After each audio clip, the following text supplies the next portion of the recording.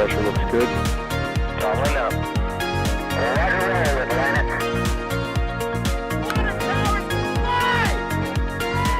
Flight downside of speed off. Speed off. Yikes. You bet. Okay. We don't need any more of these. All right, folks, you know the drill. Let me know if you can hear me, and you should see 3 of our beautiful, bright, and smiling faces here for today's NASA Spaceflight Live. Let me know that you have got me really quickly over here to make sure the audio is working correctly. 5x5 others. I got chat on 2 monitors today, so I can look both ways. But it looks like we're 5x5 there, so it's time for an on-time NASA Spaceflight Live here today. I'm John Galloway with NASA Spaceflight, and I'm joined by these 2 handsome fellows with me. You like that? Like the double? Today, in this corner, we have Chris Gebhardt, Assistant Managing Editor for NASA Spaceflight. Chris, how you doing today? Indeed, doing well, doing well. All right, and let me know, chat, make sure you could hear Chris okay there as well. You're part of our remote production crew because we are very fast and loose around here at NASA Spaceflight, but just let me know that you can see, you can hear and see Chris there. 5x5 Chris, excellent. And then in this corner, I got it right the first time, Thomas Burghardt. Thomas, how you doing today? I'm doing good. How's it going, everybody? Hanging in there, hanging in there. Thomas Burghardt is live stream host, camera operator, writer, editor. I don't even know all the different things you do these days, but you see him around here all the time. So we are going to be doing our weekly, I almost said daily. Whew, we could do that. Well, it's almost daily these days, isn't it? I know, it's feeling like it. We're going to be doing our weekly NSF live show here. It's a live sort of talk news show where we just talk about all the cool things that happened last week, happening this week, what's coming up, what did we see, et cetera, et cetera. And we've got a couple cool topics today. There's a fleet of spacecraft arriving at Mars some are already there and some are on the way already. So we're going to be talking about all the different missions that are coming to Mars these days. We also had that Vulcan Pathfinder rollout from the Cape this morning. And we also had some information on Starship SN10 coming up as well. So we're going to be covering all those things. We've got lots of stuff to talk about. As always, this is a live show. So if you've got questions for us, tag us in chat at NASA Spaceflight. We've got some cool software that Michael's written here, and it'll actually bring your questions up so that we can get to them. We never are able to get to all the questions. There's like 2,000 people. It takes you 3,000 people, excuse me, 3,000 people that I left out there. There's 3,000 people. It takes you 30 seconds to type a question, and then we talk about it for 10 minutes. So there's no way we are ever able to get to all the questions. So we totally appreciate your patience when you ask the questions. Just make sure you tag us at NASA Spaceflight. That's what gets it into the queue where it has some possibility of being answered. Same with the super chats. So Ferenc, Pashier right there, or Ference actually. Thank you for the super chat. We appreciate you. That goes into the software as well. And we take breaks every now and then. Just thanks some super chat supporters because that's the reason we're able to do these things. It'll appear on the screen down there like that. You can see it, right? So that is our plan for today. And what are we going to do? Are we just going to clickbait everybody and be like, and next episode, or stay tuned while we talk about Starship SN10, but we're going to talk about 4 other things first? Or what's our order of operations today, y'all? I mean, I like the idea of starting out with that Mars fleet arrival. That's just my personal vote, and I know Chad wants to hear about Starship, and I promise we'll get there. But there's other stuff happening too, guys.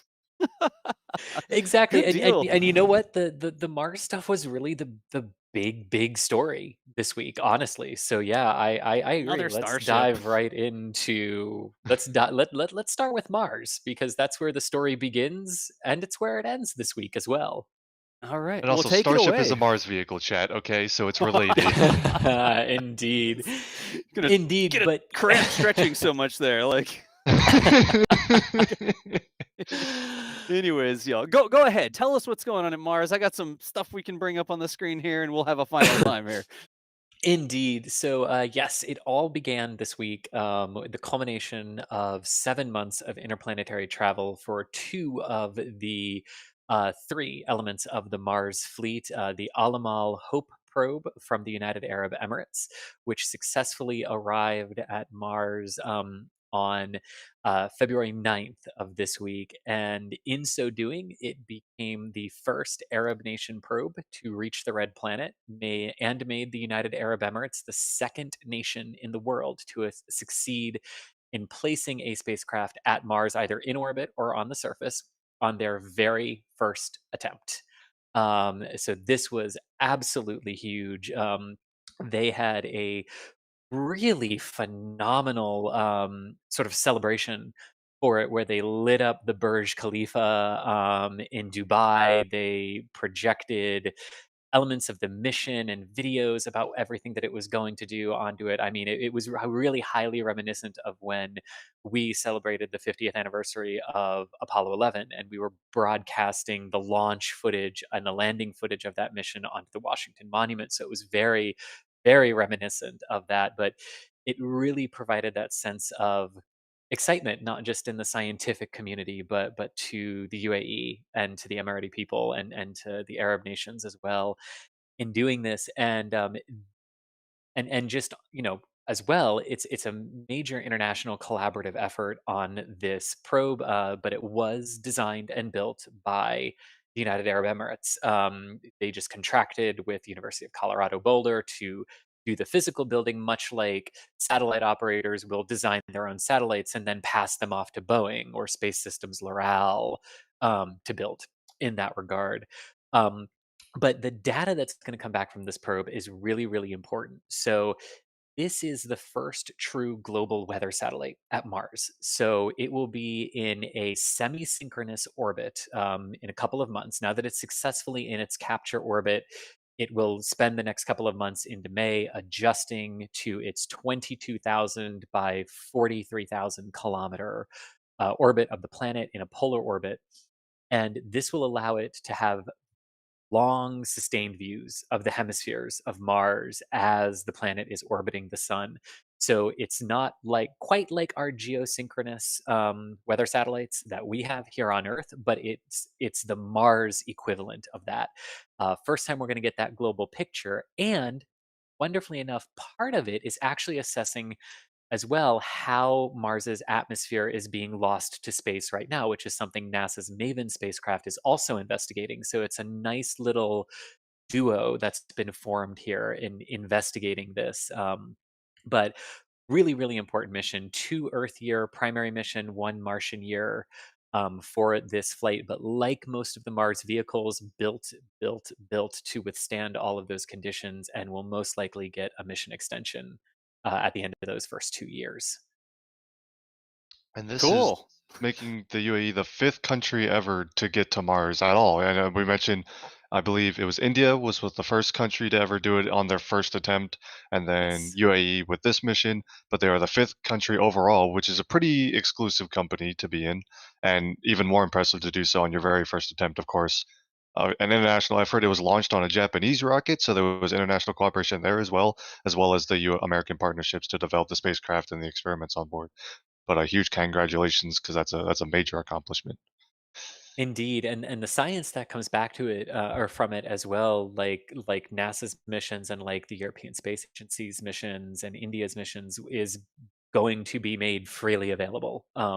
So it's not like it's being hidden. It's not like what it does. What it's going to return to us is only for the benefit of one. It's for the benefit of everyone, because the UAE, which I thought was pretty neat, right? They have their internal goal of establishing a human settlement on Mars by 2107 or something like that. Somewhere around there. I'm sorry, I can't remember the exact number there, but it's just into the 2100s. But they were very quick to say, if nobody does it first, right? So Right. they're not trying to say they're going to be the first. They're saying that's our goal. If someone else does it first, and the Alamal data helps that, great. Right. And that's really the you can kind of sense like it's the growing sense of always doing it in partnership with one another, and that goal of how we're actually going to establish human presence on another planet. Like, nice to see. And the Alamal mission on its own kind of encompasses that with all the cooperation, but it's also worth putting it in the context of there are 3 separate missions from 3 different countries all Mhm. arriving at Mars this past week and this coming week. And we got some questions talking about this, so I'll bring some of these up. So Mhm. Alamo was the first spacecraft to get there, arrived there on Tuesday. The very next day, we had another spacecraft, Tianwen-1 from China, which is actually I guess it's 3 vehicles technically, because there's an orbiter, lander, and the lander carries a rover, right? Yes, exactly. Okay, so that's a 3-part mission, which And arrived this the very is next day. and this is actually from Matt Crawford for Yep. NSF, showing what you were just describing there, Thomas, the lander element separating from the orbiter element. Right, and so of course Tianwen-1, the orbiter inserted into orbit, much like Alamal, into a capture orbit, and we'll spend the next couple of months also adjusting its orbit, I believe, and preparing to separate that lander. The landing is not until this spring or summer. When's Tianwen actually landing? So it's a good question. Prior to the landing, they had said April 23rd at the absolute earliest, but then after the landing, they said it would be May or June. They haven't quite narrowed it down yet. Right. Right, yeah, I noticed that. There you go. Prior to launch, it was April 23rd, Yes. yeah, so that's part of the benefit of going into orbit first, where you can kind of take time to adjust your landing site, do any final checkouts, and then conduct your landing whenever you're ready. You're just not sort of in a very constrained window to actually do your landing.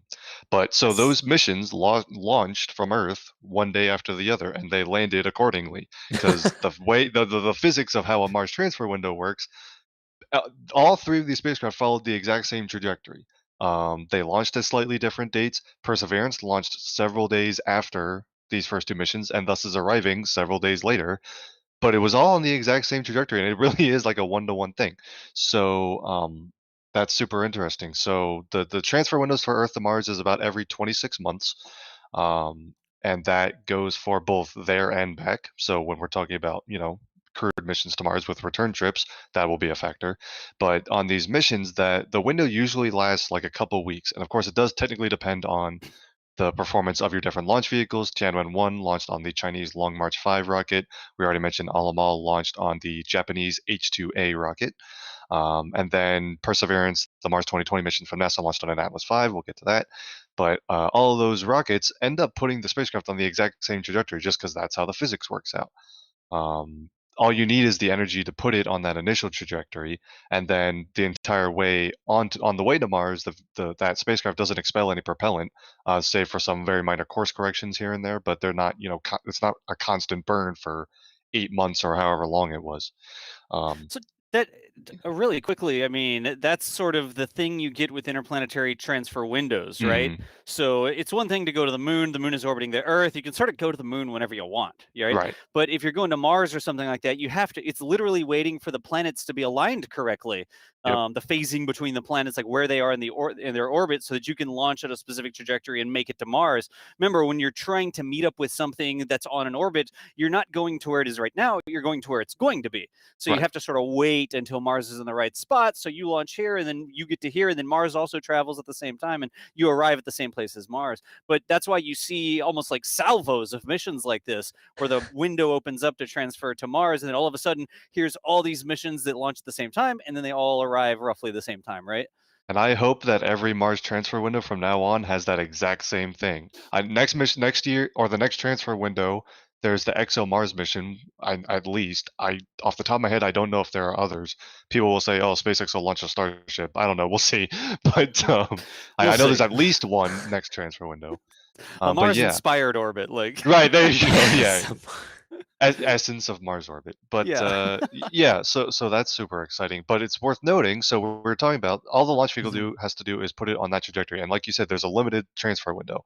But if your rocket has a little bit of extra performance and you're willing to take a slightly less efficient route, you can technically expand that launch window and make it Right. more wider. You're just eating up extra propellant in your launch vehicle or on the spacecraft. This is why when people talk about, will Starship be able to make the trip to Mars quicker than our robotic missions are? The answer is usually yes, depending on how much payload you're carrying, because you can just use extra fuel to fly a less efficient trajectory, Right. thus getting there faster, which is sometimes a worthy trade-off. This also came up this transfer window with the Perseverance mission because Perseverance launched after its launch window had closed. There were delays to the mission, I believe, involving integration of the launch vehicle or something. It might have been a couple of things, but for some combination of factors, Perseverance was late and wasn't going to meet this launch window. Chris, you could talk about that because I know you know the details of this. Yeah, so the Perseverance launch window originally ran until the very beginning of August. And Perseverance had some integration issues with the Atlas V that they had to fix, as well as something after the wet dress rehearsal on the Centaur side of the equation. So um, yeah, so it ended up being pushed toward the end of the window, which opened up the question of, oh man, like we're trying to launch in the middle of summer from Florida. That's kind of like a toss a coin, good luck, and Right. you've only Yeah. got 5 days left. What do you do? How much pressure is in it? How much pressure does that put you under to try to get off the ground? Because if you miss, like Thomas was just saying, you got to wait 26 months. And basically, what ULA and NASA were able to do as they inched toward the edge of that initially said window is what they said is, well, we announced the window to what we absolutely knew the vehicle was capable of doing in its most generic form, right? But then once you know what RD-180 engine you've got on the base, once you know the propellant potential in terms of energetic potential of the solid rocket boosters, once you know the exact RL10 that's on your upper stage, once you know all those things, you can then actually form a more concrete model of what your rocket is capable of doing. And once they had all of that, they said, great, we have a wonderfully efficient rocket. So we actually have until the 14th. Right. Yeah. So that's super impressive on the engineering side of things, and it gives you that advantage, and is what allowed the Mars 2020 mission to actually get on its trajectory to Mars. Of course, Mars 2020 is the one mission that hasn't arrived yet because, like we said, it launched late, but it's on its way, and it will be arriving at Mars on the 18th, this coming Thursday. And And that, unlike the other two missions, Mars 2020 has no time for your orbital insertion burns. Oh, gee, I didn't know if you were going to bring it up. I'm still getting notifications from this tweet, by the way. You weren't going to get away without me putting this on the screen, Thomas. Well, it's true, though, because Perseverance is going to go straight into atmospheric entry. This is just like almost all except for the Viking was the only Mars landing from the United States that did orbital insertion first. I believe every single one since has done what Perseverance is going to do, which is a straight into atmospheric entry from interplanetary transfer velocities. That's what Opportunity did, Spirit did, Curiosity, Insight just did it. Phoenix all as of the well. Yeah. Phoenix. Yep. Yeah. So and this is actually more efficient because you're just taking, instead of expelling propellant to slow yourself down to arrive at Mars, you're going to slam into the atmosphere, and the atmosphere does all the work for you. Just got to make sure your heat shield can withstand that, but of course it can. So that will be what is happening. And then let's talk about, because there's this term that JPL likes to use to describe the landing sequence called the 7 minutes of terror, Right. which is pretty Mhm. aptly named. I believe we also have an animation that we can show to show all the different steps in this. I know Das will pull it up. Oh yeah, we got But it. Sure. yeah. Which is interesting because it's the culmination of the landing sequence that actually determined the day that they wanted to touch down. Because the other thing with the Atlas V was that, you know, Alamal and Tianwen 1, if they launched later than they were planned to, they would just get there later than they were planned to. But the Atlas not only had to accommodate the energy to get Perseverance there, it had to do it in such a way that no matter what day in the window it launched, Perseverance would slam into the atmosphere on the 18th of February. Right. So that was another part of the tricky challenge. And go ahead and talk us through the entry sequence here, Thomas. But when we get to the end, this is why this date was so important. Right. So February 18th, next Thursday, coming up, we're looking at interplanetary space. This is an animation from the Jet Propulsion Laboratory. Oh, it's coming So right the at you. spacecraft, yeah, look out. The spacecraft is currently in this sort of back shell thing, and it's got a nice solar panel module on the back that you can see being jettisoned there. That's what it was using on the way to Mars to keep itself powered and do any course corrections. Before atmospheric entry, you ditch the solar panels and you get ready for re-entry, and you have that nice big heat shield at the bottom. This system that you're looking at is almost identical to how Curiosity landed. It's a very similar rover, different instruments on board, but the overall system is almost the same. So it goes through atmospheric entry again. This is from interplanetary velocities. This is way more intense than a low Earth orbit reentry. Right. And then once you're done, get through that peak heating of reentry, you're going to start separating different components and finding different ways of slowing yourself down. First and foremost is this parachute, which is deployed at supersonic for sure, might even be hypersonic speeds. And that starts to begin to slow yourself down. But because Mars's atmosphere is not thick enough to just parachute and hit the ground like you can on Earth, you need to actually do more than that. So the parachute starts the slowdown process, and it gets you down, I think, below like 200 miles per hour or so. Jettison the heat shield because you've gone through reentry and you don't need it anymore. That will fall down to the surface. And then you drop the lander. And the lander itself actually has to fly sideways because you have this parachute thing behind you that you're now firing retro rockets to fly back towards. So you don't want to recontact the parachute back shell. So it flies off and does this diversion maneuver, and then it is looking for its landing site. There's a zone of areas that they can pick, and there's navigation software on board that can identify different hazards and things. So if it needs to divert to a slightly different landing location within that zone, it can. So it's now firing under these this sky crane maneuver, which is you have this rocket propelled module up top, and the rover is suspended via those cables. Once the lander touches down, those cables are severed, the propulsion module flies away, the sky crane, and you are left with Perseverance sitting on the surface of Mars, which is all happens in the span of about 7 minutes or so, and it's super intense. And of course, we won't hear how it have went until it is all over. When we first get word of atmospheric entry starting, the rover is on the ground at Mars one way or another. We're of course hoping it'll be in one piece and ready to begin its mission. But we'll all be anxiously waiting on Thursday. We will have live coverage, I believe, either through NASA TV or here on NASA Spaceflight. But we're all super excited. Perseverance is also not alone on this landing because Perseverance is joined by Ingenuity, which is a little robotic helicopter brought with Perseverance and will be the first time we attempt powered flight on Mars. So that will be super exciting. In addition to the Perseverance rover itself, which, like we said, very similar to Curiosity, has a lot of very cool experiments on board, including a MOXIE demonstration producing oxygen via Martian resources, which is a huge part of getting ready for crewed missions to Mars, especially not just producing like breathable oxygen, breathable air, also producing water for crew and producing rocket fuel, liquid oxygen, and other propellants. So it's all lots of very cool, exciting science going on the Perseverance mission as well. Yeah. Good deal, Thomas. I stopped on this screen really quickly because it sort of illustrated something, right? If you and y'all saw me looking for this, I was like scrolling back and forth through the video trying to find it. But sometimes you look at the perspective like this, and it almost looks like it's just going to go straight down at Mars, right? But then you hop over at this image and you see it sort of grazing the atmosphere. So correct me if I'm wrong on this, but whenever I need to get this off my desk because this is a permanent marker, and I almost just picked it up and drew on my drawing pad. Oh no! I'm going to send that over there. That should not be on my desk anywhere. As I just picked up the pen, and then, anyways, when you're looking at it, if you're coming down onto Mars, imagine this is Mars. You don't go like this, right? Correct. Straight down, like you could. It'd be a bold down. strategy, but I wouldn't recommend it. What you end up doing, and let me erase that error real quick. But like the image here in the background is showing, you sort of come in like this.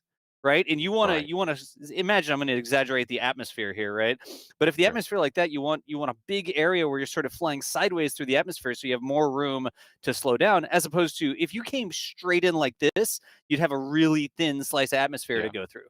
So is that accurate? Like when it comes in, it actually has to sort of graze the atmosphere like that. And it's, you have to be not too high because then you'll keep going by, and you can't be too low because then you'll hit the ground. You have to be just right in this sort of corridor to get the entry done correctly, right? Right. And it's all complicating. about, Yeah, oh, sorry. Chris. And I was going to say, and complicating this with Perseverance, and then I'll let Thomas finish that, is once it's done with this portion of it, and the back shell pops off and the hypersonic parachute deploys, then it's a very, very quick transition from that more shallower entry into the atmosphere to just straight down plummet to the ground once that parachute deploys. Yeah, coming in sideways like this is all about managing your speed because you come in, like we mentioned, at interplanetary transfer velocity. which sounds fast because it is. It's very fast, and you have to burn off all of that energy. You do as much as you can during atmospheric entry. You burn off parts of your ablative heat shield, and you come in and let the atmosphere do as much work as you can. Then you take advantage of the parachute. Again, all passive ways of slowing down, and you want to slow yourself down as much as you can before you light the rockets. So you need as little fuel to do that as possible. This is the exact same reason that Starship does a belly flop maneuver, because you want to passively burn off as much of your speed as you can before you light any rocket motors. Yeah. But yeah, and it's also about, not only do you have more time then to actually slow down and get to the surface safely, but if you had the ability to slow down really, really quickly, if you came in on a very straight in trajectory, you would then experience a lot of acceleration when you slowed down successfully, because again, you had less time to do it. So really high G forces on the vehicle, which could of course Right. damage or break the vehicle. And if it's a crewed mission down the line, that's not going to be safe for your astronauts either. So there's a lot of different benefits to coming in on a shallow trajectory like this. And this isn't limited to interplanetary stuff either. You do this when you're coming back from the moon. The Apollo missions all did it. Even when you're coming back from low Earth orbit, when you do a deorbit burn in a Crew Dragon or a Starliner or a Soyuz, all of those things only squeak the lowest part of their orbit barely into the atmosphere, enough that you'll come in on a nice shallow trajectory and slowly slow down and gradually come to a speed where you can deploy your parachutes or whatever landing system you're doing. So it's not like that, right like there, that yeah. one. Perfect. So, and yeah. I wanted to grab this really quickly too. I hadn't realized this, but it makes perfect sense. You said it does this avoidance maneuver, and Yeah. I paused the video right here where it's sort of flying sideways. Why would it need to do that if it wants to land?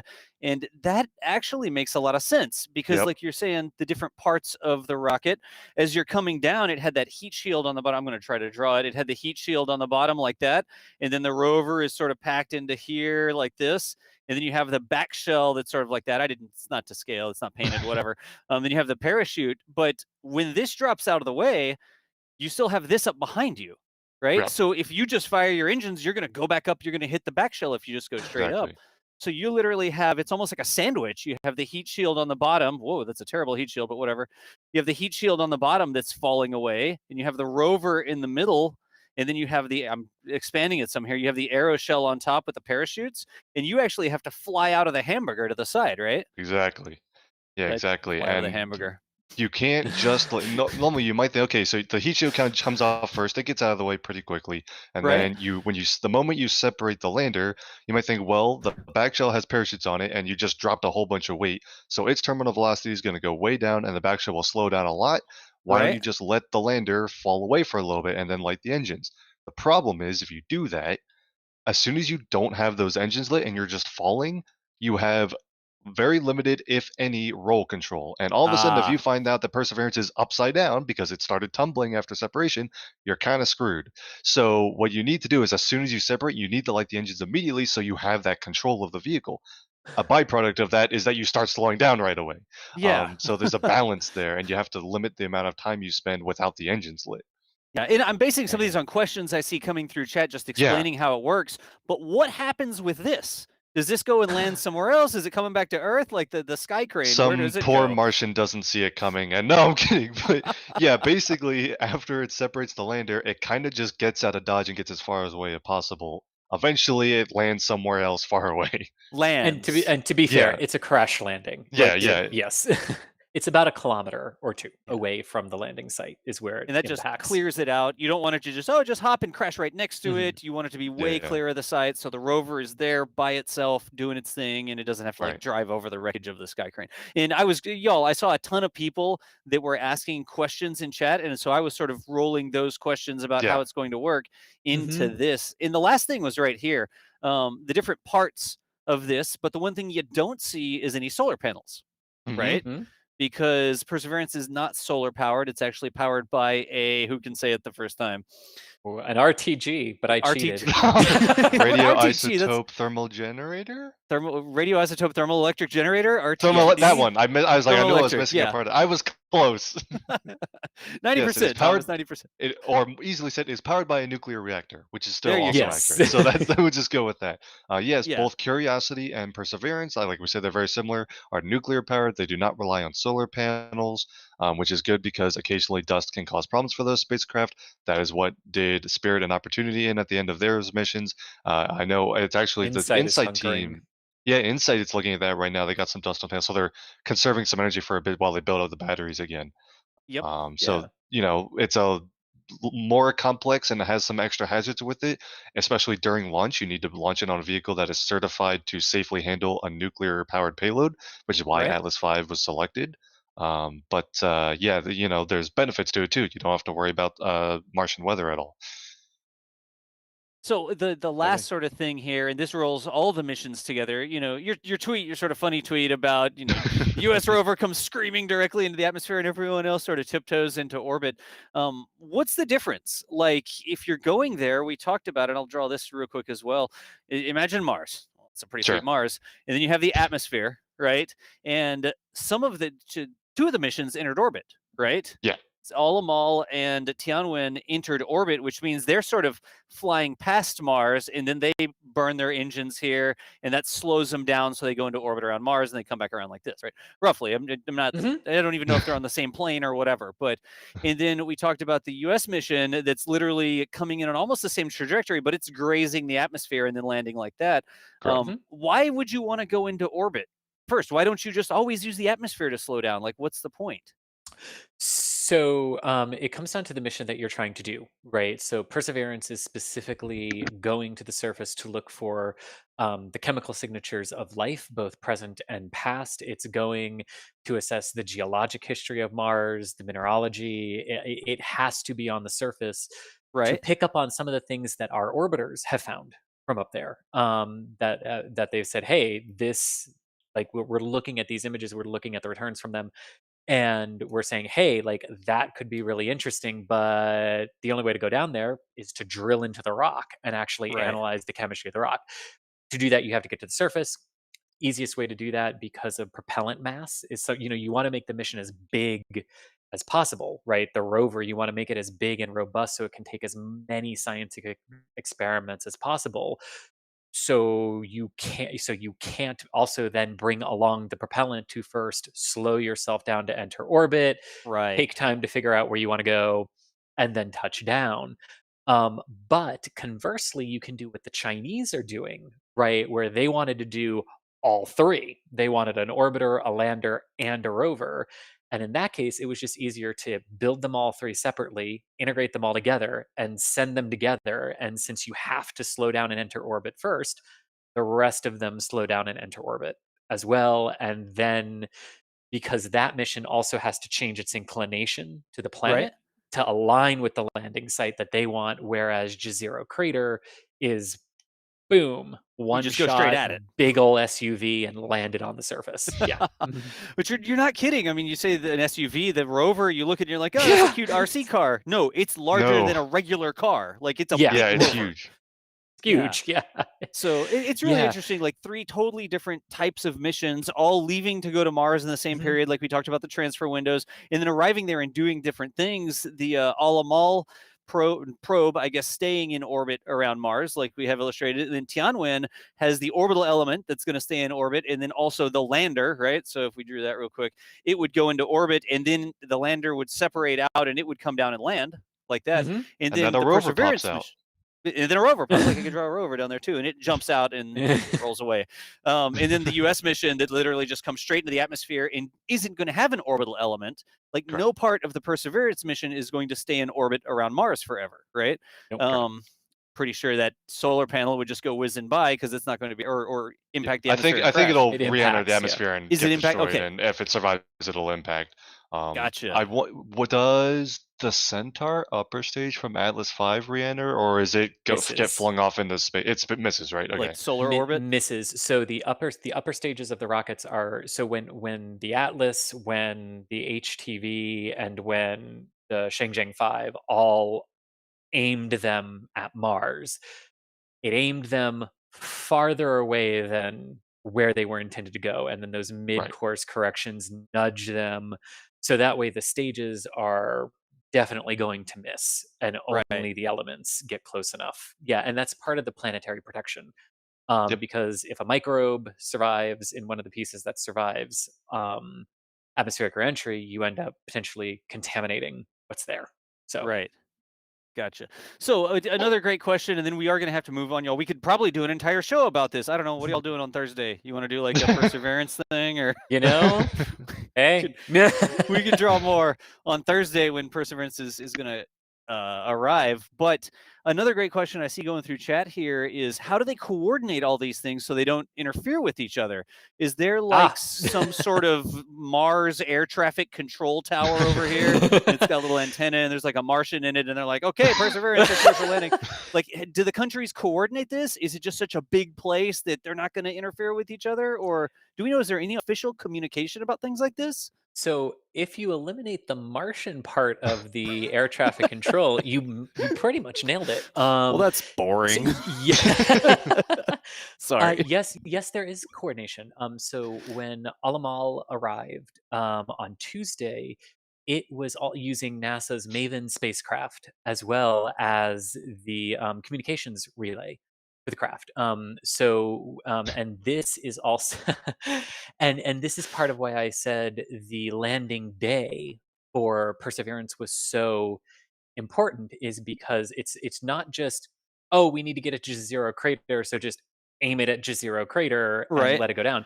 Well, it has to be daylight, so that automatically constrains you, and the landing site has to have either direct line of sight back to the Deep Space Network dishes here on Earth, or has to be within range of the Mars Reconnaissance Orbiter or Maven to act as the communications relay to send the signal back to Earth. So February 18th had to be the day Perseverance landed, and specifically at 3:45 p.m. local time at Jezero crater. Coincidentally, the landing time on Earth is 3:55 p.m. Eastern. Which one of those two is it? Is it relaying off Maven, or is it direct back to Earth? I believe they will use Maven. Okay. Because they have talked about Maven. Now here's the thing, though, is Maven and the Mars Reconnaissance Orbiter, they might not, depending on where the line of sights are on the day, might not be the exact landing relay. It might ping back directly. Although during landing, it's much easier to send the signal to one of the orbiters and then have the orbiters amplify it and shoot forward it it on. Gotcha. to Earth. Yeah. But that's how you have to do it, and you manage this because as international vehicles arrive, we use each other and we coordinate with each other to say, hey, are you going to have line of sight? Are you going to have line of sight? And if one of them just happens to, based on where it's naturally going to be in its orbit, great. If not, sometimes you do actually adjust the orbits of these other vehicles so that they are within range. Gotcha. And you can make sure of that. Yeah. So really quickly, y'all, to sort of summarize that, what Chris is saying is, if you land on Mars, and this is super simple drawing, it's just a big red pen. If you land on this side of Mars, you can't talk back to Earth, right? You can't talk through Mars. Your radio that's on the rover itself can't like penetrate the entire planet and then send the signal back to Earth. So when you land, like Chris was saying, we've got another mission that's already out there that's Maven. I don't know that Maven looks like that, but just imagine that it does. And you can actually bounce a signal off Maven, and then Maven can send the signal all the way back. So that's what Chris was talking about. You have to coordinate all these different things when you arrive. You can't just say, oh, okay, just arrive whenever and just land. It's dark and you don't have signal back to Earth, and like none of these things are going to work. So that's another good thing I hadn't thought about. I've done it in Kerbal, but I didn't think about specifically here when we do it in real life. How do they do it? So we could probably sit here and talk about this mission forever. And so, like I sort of hinted, we are planning on doing a full broadcast coming up on Thursday covering Perseverance specifically. But we've already talked about it for almost 40 minutes here on NASA Spaceflight Live with all the different Mars missions. And I know, geez, such a bait and switch. We need to talk about Starship and Vulcan and a couple other things first. Let me do this. Let me grab some super chats really quickly. And I'm just going to read through a couple of these. Thanks for being patient with me here. Jacob Janowski, thank you so much. It says, congrats for reaching the 300,000 milestone. We just recently crossed over 300,000 subs on the YouTube channel here. So thank y'all for supporting us in that. I don't sub to the channel 300,000 times. That's all y'all. Future Martian 97, thanks for the $20, a name we see quite often around here. We appreciate the support. Oh no, a lot of stuff about SN10. We'll talk about SN10 some, then I'll circle back to some of these SN10 related questions. Here's a good one. Jack Fisher asking, how many times has the Sky Crane landing system been attempted and succeeded? So we've delivered other things to Yes. Mars this way, right? Only Exactly once. one. Yeah, exactly. Okay. Curiosity, like we mentioned, is very identical. Curiosity to the Sky Crane, it worked, so it's 1 for 1. We're going One for for 2 one. on Thursday. Whew. And man, let me just tell you, I remember that August morning. It was after midnight here on the East Coast when Curiosity landed. The anxiety and the nervousness, because this was just insane back in Right. back in what? 2012. I mean, you're saying it's gonna do what? You know? And you're like, okay. and it Sure. worked. Yeah, but I mean, this is but retro propulsion is hard. To put this into perspective, the Schiaparelli lander from the European Space Agency a couple of years ago attempted a retro rocket landing, very much like this hypersonic parachute onto a landing system and Right. crashed into the surface. Sadly, so this is very hard statistically to do. It's also worth noting that when it comes to rovers, NASA has a 100% success rate when it comes to getting a rover onto the surface of Mars. So the odds are certainly in their favor, as insane as the technology looks.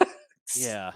And I mean, we've got other missions on Mars, but the specific Sky Crane is the thing that's been done one time. Like, Yes. we landed InSight, and InSight was just a lander. It had its engines on board, Yep. didn't it? It didn't have a Sky Crane. Yep.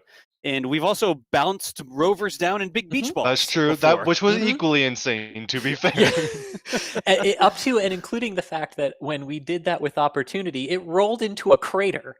Like, I mean, it was an interplanetary hole in one. It was incredible. I mean, so much so that I remember, like, when it first sent back the pictures, they were like, "Ooh, I hope we can get out of this." I hope we can get out of the crater we rolled into.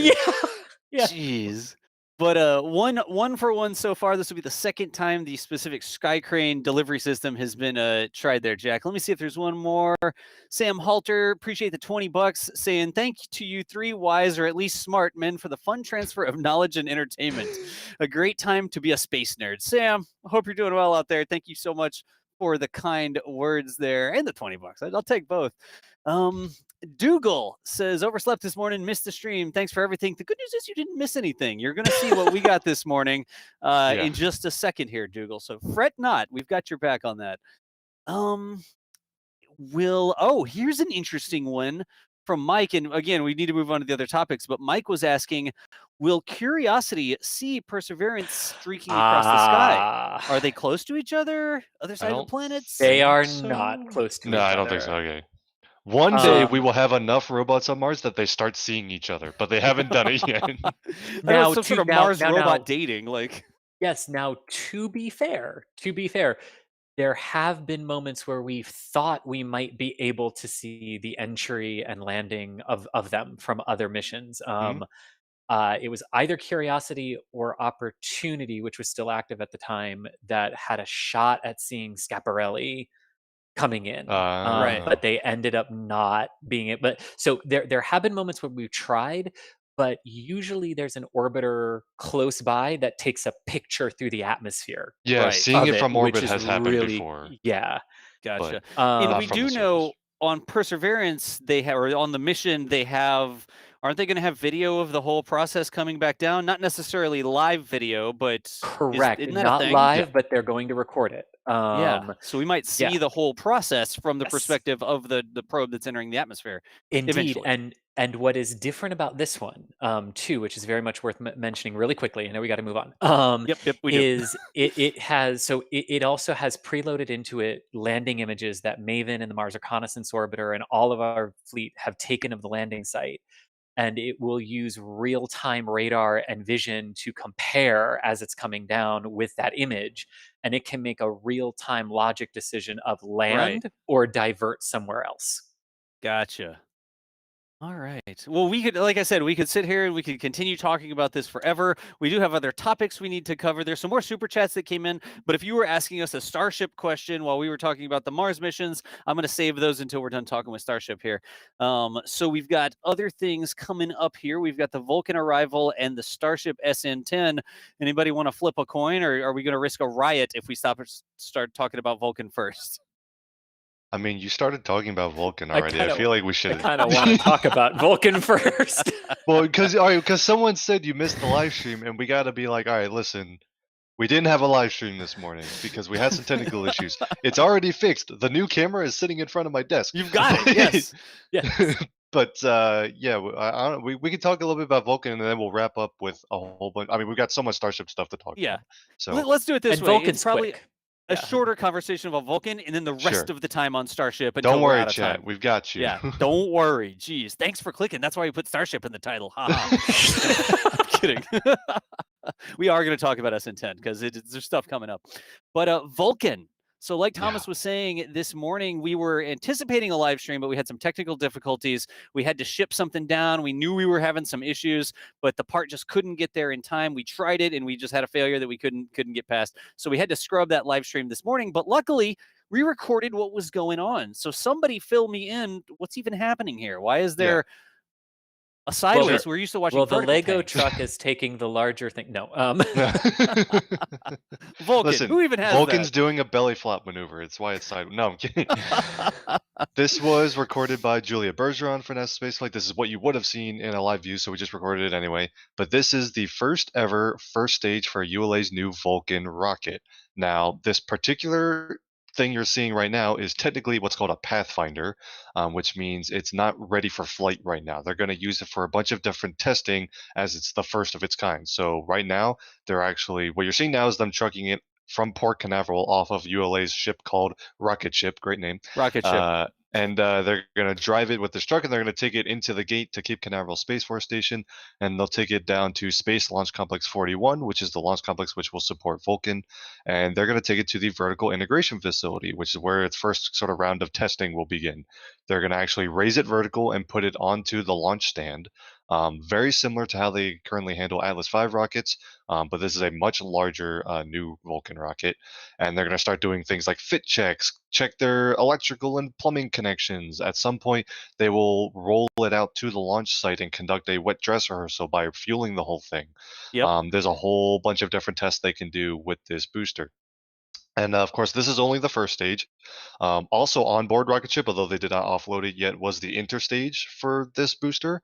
And then they will later on deliver a Centaur upper stage, which is upgraded from the version of Centaur which flies on Atlas V. It'll have 2 engines and it's much bigger. They'll bring that, and they'll bring payload fairings, and you'll have a whole vehicle that you can do rehearsals with. They might also bring the solid rocket boosters that will also allow extra configurations of Vulcan. So they're going to do all of those types of testings. Now, different agencies and companies have different ways of doing what we call pathfinder testing. If you're familiar with an SLS pathfinder, which was at the VAB a year or two ago, that was kind of just like a hollow tube that had the same mass and shape of the core stage, and that was about it. This is way closer to flight hardware. In fact, you see those 2 engines on the bottom. They're Blue Origin BE4 engines. They're development engines. They have actually fired on test stands, but they're not the versions that are going to fly. Right. But they're used for development, and those 2 engines, once swapped out for flight engines, this booster is just about ready to fly, and this booster will actually launch a real mission. They just need to do a couple of changes after they do their original testing, and they might learn some things during the testing, so they have to tweak some things. But this Pathfinder will also become flight hardware. I don't believe it will launch the very first Vulcan booster. They'll have another one here by then, so while they're working on fixing this one or changing it, they'll have a new one for the very first flight, but this will fly a Vulcan launch at some point as well. Gotcha. So we were trying to live stream this morning. This is sort of what we would have been able to show this morning. Of course, they rolled the rocket off the ship before we were even able to set up a camera. Yeah. And then we had the technical issue. The camera wouldn't connect to the broadcast gear. It's physical damage on the port that makes it connect sometimes and not connect sometimes. But this is what we were doing this morning. We were all ready to show you this. And that's a slightly confusing thing, right? It's like, wait a second. I thought Blue Origin was a different company. I thought they had their own rockets. Why are there Blue Origin logos on a ULA rocket? And that's because Blue Origin is making the engines for the ULA rocket, right? Yes, it's yeah. Well, Yeah, is that the right way to they say it? They're using an engine I would more say they purchased the engines from Blue That's Origin, true. because from Blue these are the Origin. same engines that Blue Origin was already developing for the Gotcha. liquid methane for the Methalox New Glenn. So ULA just said, "Can we buy them?" And Blue Origin said yes. So Right. yeah. Okay, and then we had this as well. The big thing, how do they transport things? We know Falcon 9s are sort of sized so that they can just roll down the road. Sometimes you get these paparazzi style pictures of people on the side of the road who see a Falcon 9 going somewhere across Texas. Especially when it's cloaked in its tarp. Yeah. It's like all wrapped up like a new production model BMW or something. Yeah. It's like you can't see what this is going to look like when we release it. But they actually make these up in Alabama. Right. In Decatur, Alabama. In outside of Decatur, Huntsville. Alabama. Same and they factory they've float been 'em building here. their Atlas and Delta rockets at. Gotcha. And they float them here on a ship, like you said, it's called the rocket ship. So what are Yep. we seeing in this picture, or this sort of still right here? This is actually the back of rocket ship right here. And rocket ship is so big, they can actually put an entire 3-stick Delta IV Heavy in rocket ship and float it down there at once. This actually had a couple different payloads on board, right? It wasn't Yeah. just this one thing.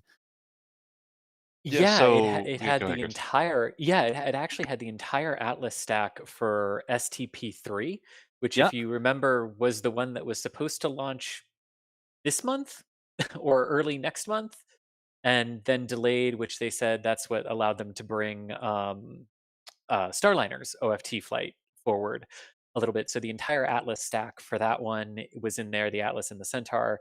And then they had a Delta IV cryogenic upper stage, the second stage of a Delta IV Heavy, but they were not specific on which mission that would be, just a future one. Yeah. And then, as Thomas mentioned, the interstage for Vulcan was in there as well. Yeah. And this is the picture I was looking for. This was the rocket ship actually. Stephen took this picture last night. It arrived last night. It comes all the way down the river in Alabama, and then it goes out into the Gulf of Mexico. It goes all the way around the southern tip of Florida, and then it comes halfway up the coast of Florida to the Cape, and then they sort of load it onto the pier here. So the video we were watching was the rocket coming off of this ship, which says clearly that's ULA's ship. It says ULA like really huge on this side there. But I think that FleetCam had a view of this arrival, if I'm not mistaken, didn't it? Just Oh, barely. yeah. So it doesn't go to the same part of Port Canaveral where like SpaceX does all their processing and stuff. It's Right. like one entrance earlier. So we just see it entering port. But yeah, that is rocket ship carrying 1, 2, 3, 4, 5 rocket components by Wow. that math. It's a huge ship and it was carrying a lot of things. In fact, this is the first time that a rocket ship has carried a component from all 3 of ULA's rocket families at once: Atlas components, Delta components, and now the first Vulcan components. So Gotcha. yeah, super cool. All right. So what else is there to talk about Vulcan? I mean, it's arrived there. This is a big deal because if they have the Pathfinder there, it's got real engines. It's not like fake Disneyland engines on it. Those engines can actually be fired, right? But Right. those engines aren't going to carry anything anywhere. Like, what else is there really with that arriving? Does that mean we're getting close to a Vulcan launch, or? It means we're getting closer, yeah, and they're gonna actually put this into the vertical integration facility to start that Pathfinder testing tomorrow. So they're getting right to it. They still want to launch the first flight of Vulcan sometime this year. It could happen in Q4. If it slips to 2022, we wouldn't be super surprised. But again, they're getting very, very close. And like we mentioned, this Pathfinder is almost flight hardware in of itself. So that shows you how much closer they really are than just, oh, they have some test article to mess with. No, they basically have the first rocket. They're just gonna have to make a couple changes to get this particular one ready, so they'll fly the next one first. But Yeah, yeah, like they're sorry, Thomas. Go ahead. nope. I'm done. Go ahead. Yeah. I was just gonna say, like, it's kind of like what NASA's doing with the core stage for Artemis 1, right? Where it is currently serving as a Pathfinder element for the Green Run stage. The only difference is NASA finished out all of the work to make it a flight article as well ahead of time, where ULA will use it first as a Pathfinder and then do the work to finalize it for flight. But same Right. basic concept. I like this over here. Chris B is saying it's the first time a Vulcan has visited Florida since Leonard Nimoy visited SeaWorld Orlando. Really? Very nice. I love it. Yes. But that is there now. I'm trying to see. I got the photos you took, Thomas, because Thomas, you were out there. Stephen Marr was out there. Julia was out there. All three of y'all were there for the media shindig this morning when they rolled this thing off, and they let you take pictures of it and that sort of stuff.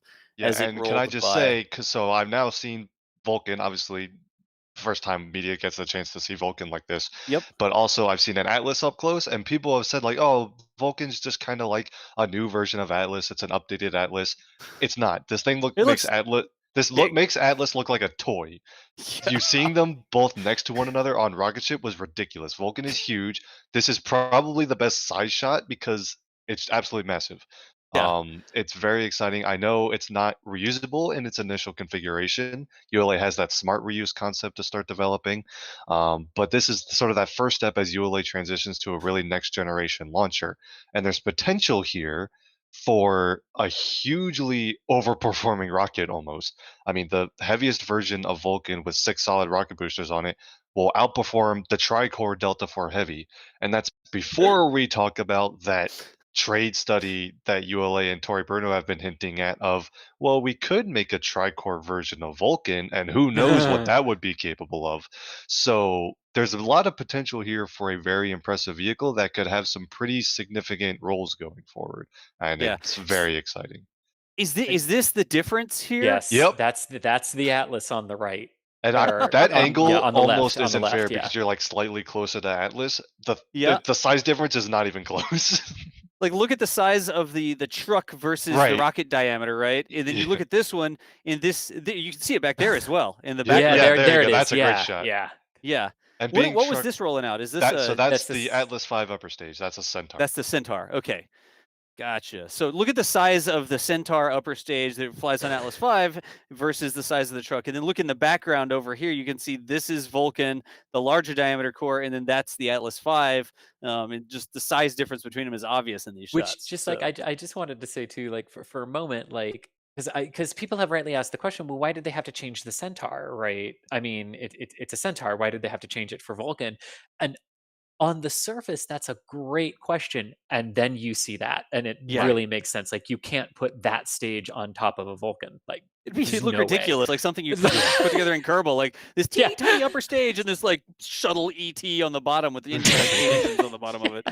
That's what it would look like. So, and it's all part of, the whole point of Vulcan is to be able to handle all of the performance that even the Delta IV Heavy could handle and exceeding that, while also changing your manufacturing things and reducing costs and just updating the rocket in a bunch of different ways as well. And the new Centaur that they're calling Centaur 5, Centaur V, compared to Centaur 3, which is what currently flies on Atlas, is the same diameter as the Vulcan first stage, so it's much wider, and has 2 RL-10 engines because of that. And then down the line, they're even going to be able to upgrade the RL-10 engines, which will create what they're currently calling like the Vulcan Heavy configuration, which is the same as the Vulcan 6 booster configuration, but with the uprated Centaur upper stage with the new RL-10s and things, which will even increase its performance even more. Of course, if they do that tricore Vulcan thing, I think they're going to have to rename one of those configurations because to me, heavy means a tricore rocket, but we'll see. Yeah. And then, of course, I think that there's maybe 1 or 2 questions about this, but sort of the capstone for this is an ultra rare bit of information from Blue Origin. So on Julia's tweet this morning, Julia took this photo of the Blue Origin logos going down the road. They even have the logos right side up, like marketing. Totally planned that, by the way. Yeah, that's intentional, right? But Julia took this photo about the core rolling down the road. Blue Origin never tweets anything, and they sure as heck don't ever retweet something that a random a person, any common mere mortal has tweeted. It's not a usual thing for Blue Origin. So somebody got a hold of their Twitter account this morning, said, looking forward to hearing the sound of BE4 engines on Vulcan Centaur from the Space Coast. So Blue Origin, we look forward to seeing more of you in our Twitter timelines, we hope.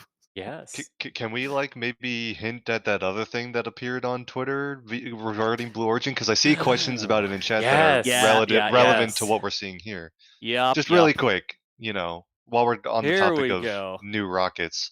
So this is Julia's tweet. Okay. This is the New Glenn factory, right next to the Kennedy Space Center Visitor Complex in Cape Canaveral, Florida. And this is something we have not seen before. The last time we got a peek into the factory, sometimes the doors are open where they're doing things. It looked pretty empty. And that wasn't that long ago. It was like a few months ago. All of a sudden, the doors were open yesterday, and there's a rocket in there. The New Glenn, that Pathfinder for New Glenn is in this picture. And if you go to the other view, I think there's a slightly different angle to it, and you kind of see what we're looking at. Well, I guess that's just a farther out view, but what you're looking at is kind of down the length of it, and you can see that diameter of the New Glenn first stage, and it looks like it's kind of in pieces. There's the fin section up top that's not attached to the rest of the tank sections yet, but there's hardware there, and we're expecting that to roll out sometime this year because the Blue Origin still says that New Glenn could fly as early as this year. So just like ULA, they have those Pathfinder testing to get through with this brand new rocket. So people, and Blue Origin doesn't like to show off a whole lot of their progress until they're practically ready to fly, apparently. But we are getting some glimpses because people are spotting some new hardware showing up. And we've also seen the launch complex get really, really built up recently. It looks like it might almost be done. So they're getting close. And I think sooner rather than later, we're going to all of a sudden spot a New Glenn out in the wild and be like, well, where did that come from? Yeah. Because they're also making a lot of progress. And it was super cool to see that this week. Yeah, I think the not standing joke, I guess, but I like to say that Blue Origin rocket factory over there is almost like Willy Wonka's chocolate factory. And one day the doors are just going to open up, and then this rocket's going to roll out, and you're like, where did that come from? Like, what just happened? They're very, I don't know that secretive is the right word, but they're definitely not doing all the welding and stuff out in the open like we see at Boca Chica, where they're doing the Starship development process. They have the traditional is maybe the wrong word for it, but they have the enclosed rocket factory in there, and they're doing something. They don't have big windows that allow us to see what's going on, but they are doing something in there. And at some point, we got a little glimpse. To me, they're behaving like I would expect a private company, right, to behave, right? Where you want to make sure, because eventually you're going to try to attract investors, right, and stuff like that. And you've already got some of them, but you're going to want more. So yeah, they're following the private company approach of make sure it's all right and ready, right, when you debut it and you show it off, where SpaceX is doing the polar opposite of that, test quick, test dirty, let people see it and move on. So it's again, it's just that flip of the coin that we've been talking about a lot recently, about how companies choose to do development. Right. Good deal. So again, that's what's going on with the Vulcan Pathfinder that came out. We saw that roll out there, just rolled out this morning, and they're going to be working with that at the Cape. And then the super secret news from Blue Origin, the factory door is cracking open and getting a little bit of a look inside there at what looks to be New Glenn Pathfinder stuff. But we've got 30 minutes left here, and we need to talk about Starship SN10. Don't we? We do. We really do. Wasn't it supposed to launch like 2 weeks ago? We have been waiting a little bit, and they've still got that static fire test coming up, which could occur hopefully early next week. But yeah, it looks like they've probably been fighting some weather down there, so they've had some delays. But SN10 is next up, and of course the question will be, will it be the one that sticks the landing? I don't know. Any predictions? No. I don't know. Was that no for I don't have a prediction, or no, correct. It won't land? Look, I can't even predict what day they're going to test it anymore. Much less whether or not it's going to land. Because just remember, we could very well, because of the weather, be headed for 2 back-to-back Starlinks this week. And if you just throw in a Starship halfway between the two of them, I mean, just go for it at this point. Yeah, so we've been sort of tracking what's going on. Of course, we do a ton of live streaming from Boca Chica. We've been watching things like road closures, and even this past week, we had a couple different parts where there's FAA notices and there's road closures, and then halfway through the day, it's all canceled and we're not doing the test. And we did see a cryo test happen. Yes. Where they were actually cryogenically testing out the tanks. We have some videos on that, I believe. Yeah, there we go. So this is just the day of that cryo testing. And we were expecting a static fire to happen. They had a couple different opportunities this last week to get the static fire done, where they actually light the engines, generate thrust, making sure that all the engines are engineing in the way that engines are supposed to before they try to fly with it, right? But that static fire did not happen this past week. And if I'm not mistaken, I think the road closures are now Monday, maybe their next attempt to do a static fire. Am I right on that? I'm going to go to whenhop.com and find out. I'm going to plug that every chance I get, by the way. I could use studio mode and bring up the, let's see here. I do not believe there are actually any road closures yet. Okay. Michael, I know you're listening. Michael, there's no road closures, right? there are no road closures yet. Yeah, there's no road closures even yet, Yeah. so we don't We're kind even. of inferring that like, oh, maybe early next week would be the next chance, but we're still looking for like closures or something to indicate, oh, okay, they're actually going to do it. Gotcha. They do need to do a static fire first, and then shortly after that, they should be able to go to a airspace restriction, which would indicate a launch attempt, as well as Mary, of course, knowing that she has to evacuate her home at the village, and among a bunch of other signs that they're getting ready for flight. But yeah, static fire is up next, and we're still waiting to hear on road closures and things to see when they might do that. Yeah, and one of the best if you're super keen on when SN10 is going to do something next, what do we guess towards a flight date? Well, it's not tomorrow. Is probably the best guess that we could do. We It's know not that they need to tomorrow. get the static fire done, and so you need to be watching for a static fire to occur. And the best way to do that is to follow NASA Spaceflight on Twitter. So twitter.com/NASA Spaceflight, or follow Mary directly. So Boca Chica Gal is Yes. the one out there every single day. And before they can do a static fire test, they've got to give her one of those notices that says, Mhm. okay, here between these hours, there may be a siren. If there's a siren, please exit your house. There may be an overpressure event. So if they're going to do a static fire, it's like 99.9% of the times they're supposed to put these notices out. I think there may be one where they didn't do the siren or something, right? But look for Mary or NASA Spaceflight to tweet that they've got the notice, and then we'll live stream that for sure so that we can see the static fire occur. And then after the static fire occurs, realistically, we need to see what happens with the static fire before we Yeah. can even guess towards a launch date. Right. Because the static fire could get scrubbed. Maybe there's some sort of technical problem and they didn't get the static fire done. They had to abort. We see them frost up, and then we see them not light the engines, and then they come back the next day. It could be that they do a static fire and there's some sort of damage. We've seen that in the past where they impacted the concrete, the martite down below, and got some ricochet that hurt the Raptors, right?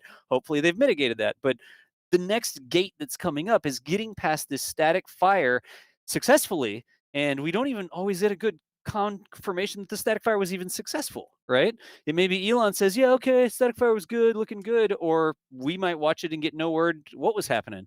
But Right. in terms of when is it going to fly, we can't even really guess at that right now because they've got to get past the static fire. Is that like a fair way to assess that? Yeah, and Yeah. the big thing, especially if we don't get, a tweet from Elon or something, we'll be looking at a couple things. We'll look at airspace restrictions because they need to Yep. file airspace closures to do a high altitude flight test. So we'll see those go up. That'll be a sign of a potential launch target. Um, Mary being told when she might need to evacuate the village is another Yep. sign. And then SpaceX has been acknowledging these sort of test flights on their website and giving Mhm. notice as to when they might be attempting them. So there's another source of info that we'll know for sure when they're actually flying. But totally, you got to do the static fire first. Yeah. So that's the thing to look at. Mods, put a link to Mary's Twitter and chat and make sure you follow Mary because Mary will Yes. get the notice and she'll go and put it on Twitter and say, "Hey, I'm been advised that there's going to be a test tomorrow," and that is the number one good sign that they have a window where they're going to try a static fire. Watch our stream here about the static fire. Let's see what happens, and then we can do some assessment like, was that a full length static fire? Did that look like it had some sort of problem? Did it happen Yep. at all? And what's going to happen? But realistically, even just guessing towards a gate doesn't make a lot of sense until they get past the static fire. I know, what a lousy answer, right? Oh, geez, Josh, just tell me when it's going to launch. I just need to know. I don't think we can say that, right? Right. No, No, we. and it's also worth remembering too, like there is a significant change that's coming with SN10 that wasn't known prior to SN9, and that is the 3 engine Hmm. reignition for the Right. landing burn. That's not just as simple as like it is in Kerbal. Oh, just hit activate engine and the whole system Right. instantly does it for you. No, no, no, no, no, no, no. Like a lot of the software needs to change, the guidance algorithms need to change, how quickly it's descending is gonna like there's a lot that they need to be confident in just on the software side of that, of how it's gonna handle a 3rd engine and one of them shutting down for the landing. It's not an it's not a huge surprise that we're seeing delays that may or may not have anything to do with the static fire necessarily, Yep. as well. Yeah. So I know we get the question constantly, when's it going to launch? When's it going to launch? Yeah. Is it launching today? It's not launching today. It's not launching tomorrow. Let's get a static fire under our belts and then we'll make some guesses as to when the launch might occur, right? But absolutely, we'll be covering it here on the channel. Tons of questions and stuff like that. The entire stream here, we've been getting what's going on with SN10. So I wanted just straight out of the gate to talk about when is SN10 going to fly. That's your answer on that. Stay tuned and we'll see what information we get. But let's go through some of these questions here. Yeah, let's do it. Twisted Pixie, nice. What's the chance of SN10 doing a Leroy Jenkins during its test launch? Everyone here grok's Leroy Jenkins, right? Yeah. Okay. I mean, Every time they launch these things, they're Leroy Jenkinsing. It looks like. Yeah, that's a good point. I think every Starship test flight is a Leroy Jenkins at this point. Oh, but thanks for the $10 there, Twisted Pixie. We appreciate you. Let's see here. Astro 6. This is sort of SpaceX Starship adjacent, I guess. What do you guys think about the SpaceX variant of the Tesla Roadster being able to hover with Starship rocket technology? A road vehicle that uses rocket engines to hover, a la Back to the Future, DeLorean 2, where he comes back where we're going, we don't need roads. Yay or nay? I thought it was supposed to just have some cold gas thrusters that'll make it faster. I didn't think it could hover. I think there's like, in theory, we could point the thrusters downwards and then it could hover. Okay. Granted, my migraine was bad yesterday, but what did I miss? No, this is old. This isn't even new. This was old like news. when they right after they announced the new Roadster, they were like, in theory, we could take some Dracos and put it on the Roadster, and then it'll make the car even faster. Oh, I and totally the missed internet that was when it like, happened. sure. Okay. So yeah, I don't know. All I'm saying is it would sound pretty cool. Yeah, the coal gas thruster is not the Dracos there, because I don't think anybody is like, oh yeah, they have problems with the FAA. Wait until the who is it? The DMV. The NTSB? Yeah, the NTSB gets a hold of them putting a rocket engine on a street legal car. Yeah. You want to see that? You need to go to the drag races on Sunday, okay? That's where they operate those vehicles. There was some speculation about, could we put a COPV in the trunk, and then could we have cold gas thrusters so it could corner better to counteract? I'm not buying a car with a COPV in it, okay? Ooh, yeah. Anyways, Astro 6, that seems like a cool thing that people like to tweet about it, but I don't think we're going to see a Roadster hovering down the road anytime soon. Fun thing to think about, though. But DOS, I want my flying car. Look, I like this one. Tony Penfold says, DOS, Perseverance is not an idea for your next robot at Boca Chica. Great stuff is there for you guys. Oh yeah? Bet, Dawson. Yeah, okay. That's a cool story. Anyways, Dakota Burton, it says, do you guys think SpaceX will combine the two oil rigs? Probably not. I Probably think not? they just want two of them.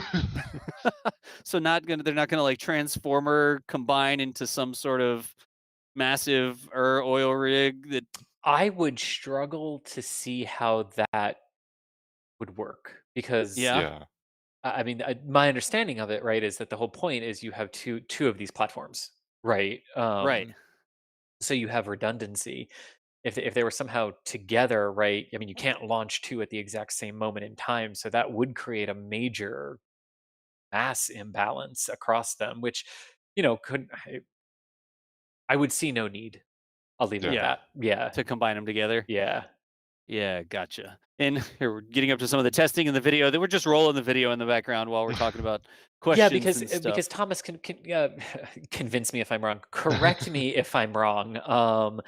But I mean, those platforms, from what we sort of understand, are definitely big enough to have like the launch mount and the launch tower and a little landing area for Starship itself and everything. So there's really, the size of them is actually perfect for what's needed individually, from what I understand.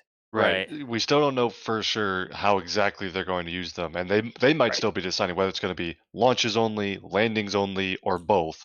But it looks like, I mean, even if they wanted to do both and they needed a landing platform and a launch mount, we're pretty sure there's room on those for both. So I don't think that there's no need to combine the two as far as a size perspective goes. Yeah.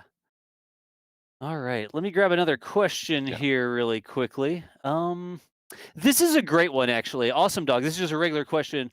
Awesome Dog V2 says, is there an SN12 after SN11? Because we only seem to talk about SN16. So enlighten us as to what's going on with those SN numbers.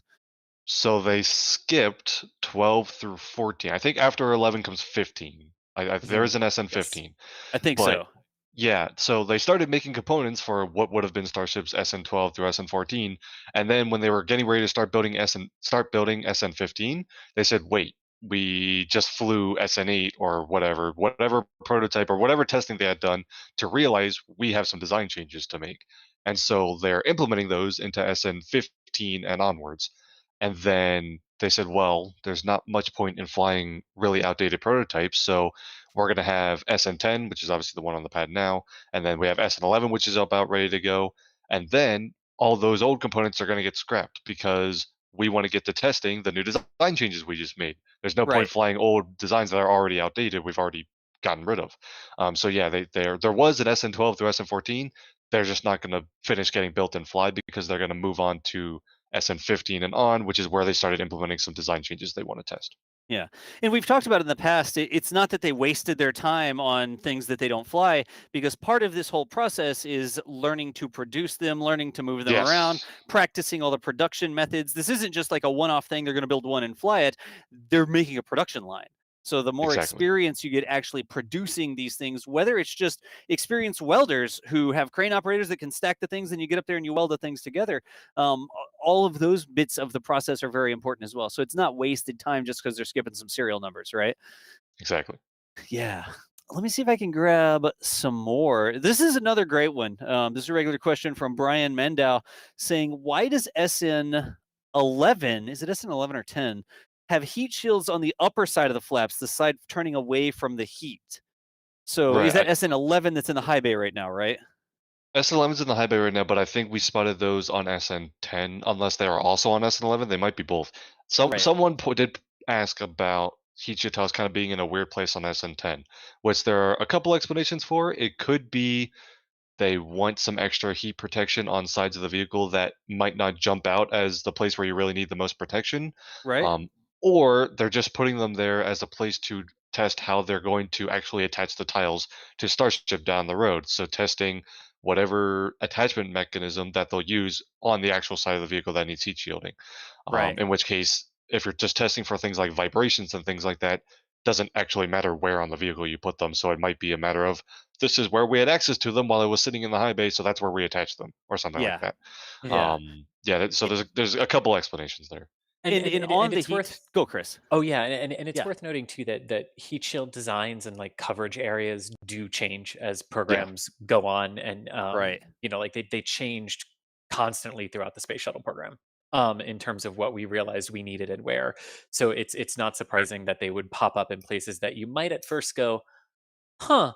But then the other thing to remember too is as Starship is falling through the atmosphere in atmospheric reentry in the plasma stage, is if you've got gaps along those fins and the fins are still retracted at that point before they're deployed for aerodynamic control in the belly flop, that some of the plasma stream might be recirculating into there and heating those elements in ways that you wouldn't necessarily expect until you're kind of in vacuum, but you're entering the atmosphere and you're transitioning as you're coming back in. So that could be another reason why they're in a seemingly weird place. Right.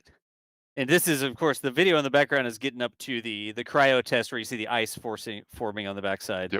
But let me see if I can grab some more here. It's 4:18, so let's get through as many questions as we can. Good John Bjornson asks, could SpaceX do a static fire and a launch the same day? Have we ever seen that? We have not. And I think the only way we can truly answer this is it depends on if the static fire review of data is contingent on the FAA clearing the vehicle for flight. Right. So not anything we've ever seen.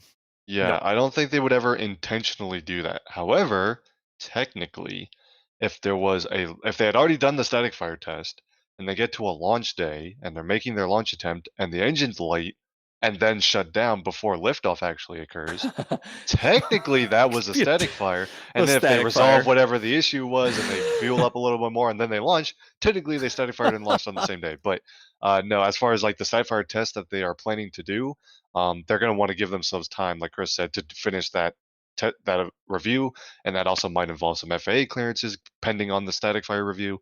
So therefore, I don't think they will intentionally schedule it that way. Right.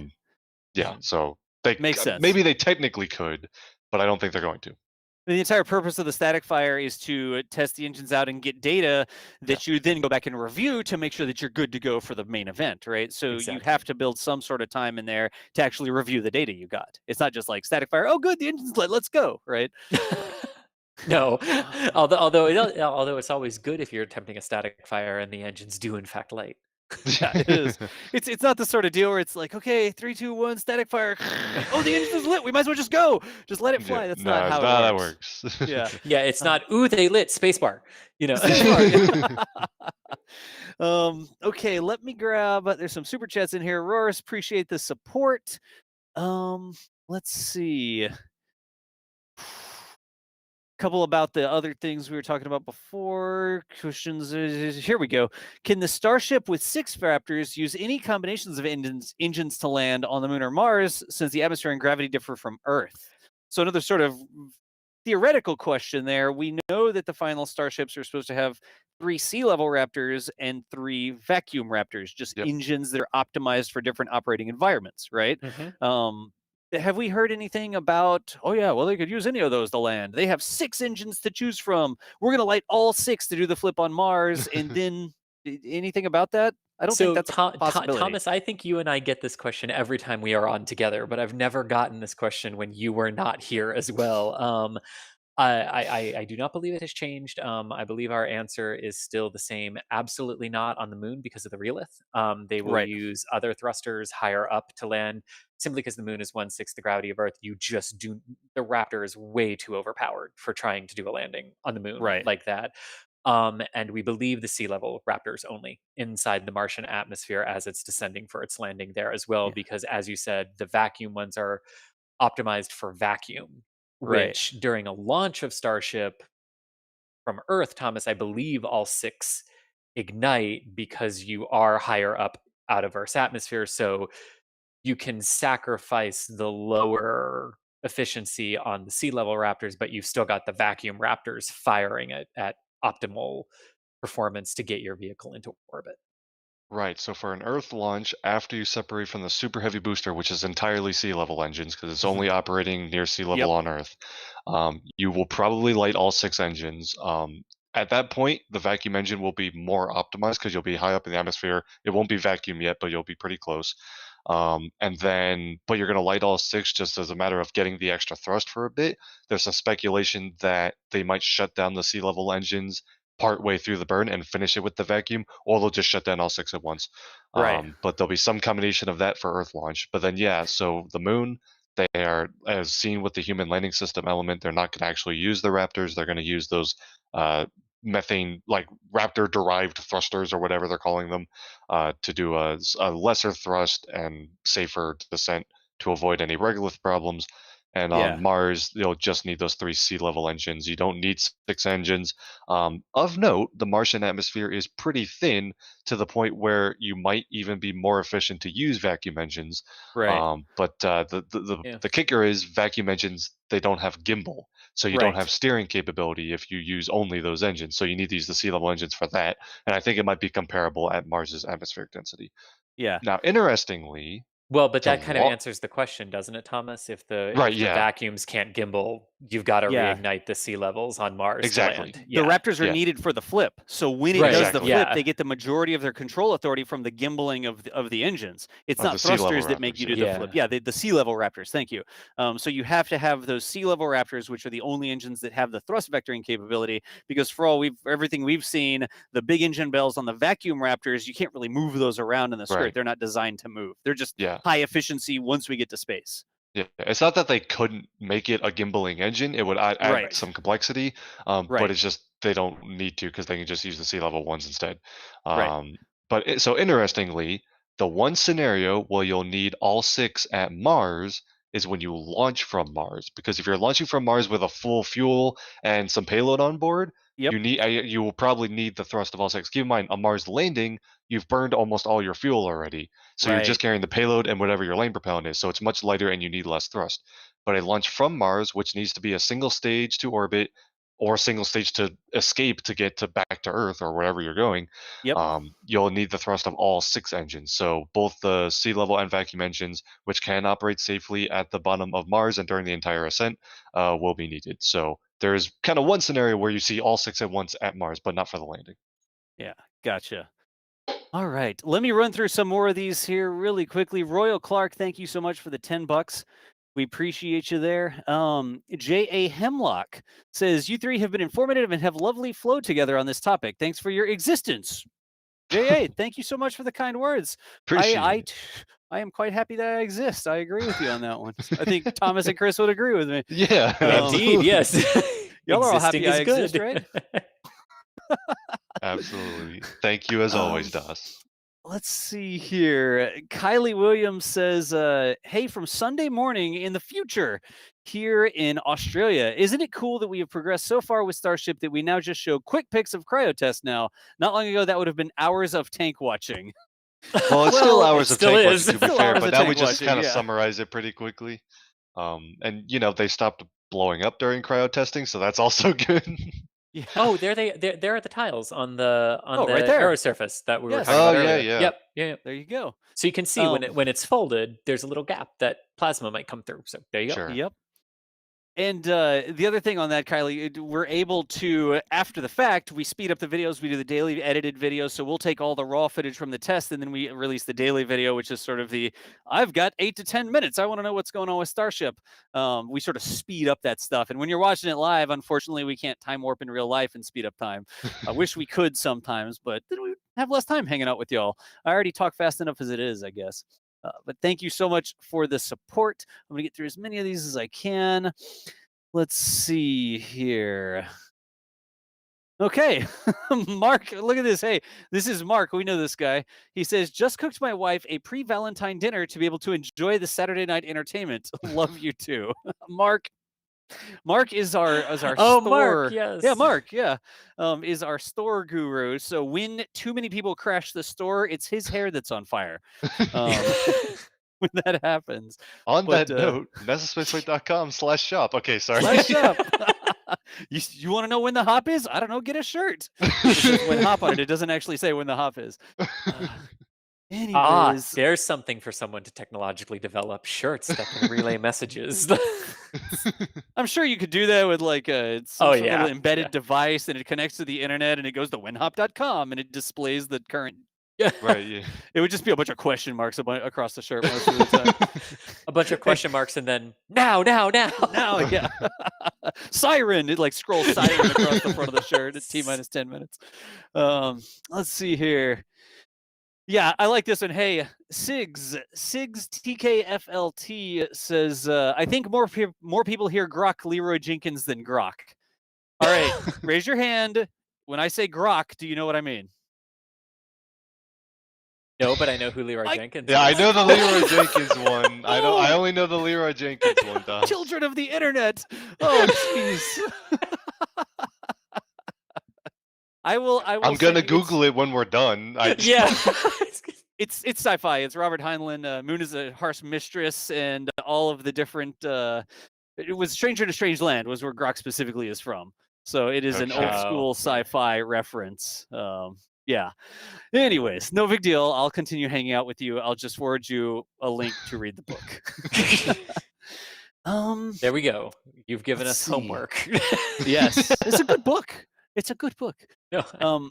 What is your thought? Here we go. What is your thought to the possibility of possibly new refueling structures behind the orbital launch pad at Boca Chica? And generally your thoughts about the OLP. So we have some stuff going on at the OLP, don't we? Yeah, there's a bunch of new hardware showing up there that we're not like entirely sure what it is. It looks like it's some sort of launch mount table thing.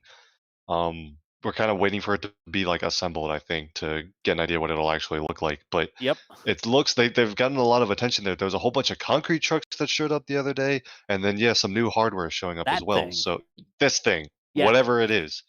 So yeah, there's potential for the orbital launch site to kind of start looking really differently. And obviously this has to be coming because, like a bunch of the rockets we've been talking about today, allegedly Starship will make an orbital attempt sometime this year. And that will require that super heavy booster and an orbital launch site. So Yeah, I mean, I don't know if we have definitive word on what they might actually be, other than part of the orbital launch site in some way.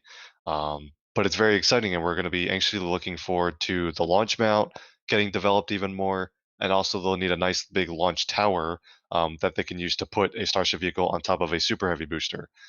He's just pointing out every. This is getting out of hand. That's a United Rentals truck, and it has a trash can in the back of it. I know they rent a lot of stuff from United Rentals, but that's getting a little ridiculous, honestly. Sorry, I just saw that drive by. Anyways, Thomas, I interrupted you. I apologize. No, I think that reps. I mean, Chris, do we know any more details about what is actually going on with the new hardware at the launch site, or were we all still in the wild speculation category? We're in the wild speculation category, so much so that I was going to ask you, oh, do we think they're for refueling? Right. I mean, Yeah, so no, literally. I mean, it could be part of the stand. It could be part of the internal structure.